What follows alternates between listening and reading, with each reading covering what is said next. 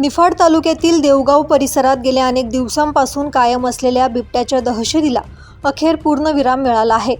One विभागाने लावलेल्या पिंजऱ्यात आज 14 जानेवारी रोजी मध्यरात्री एक नर बिबट्या जेरबंद झाला।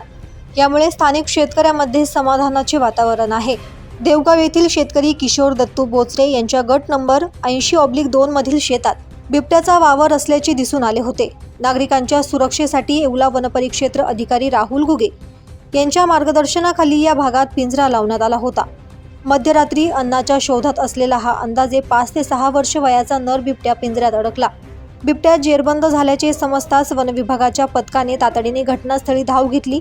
या बिबट्याला सुरक्षितरित्या रेस्क्यू करून निफाड वन उद्यान येथे हलवण्यात आले असून तेथे त्यांच्यावर उपचार करण्यात आले।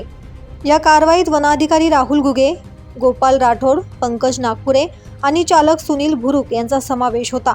बिबट्या जेरबंद झाल्याने परिसरातून वन विभागाचे आभार मानले जात आहे।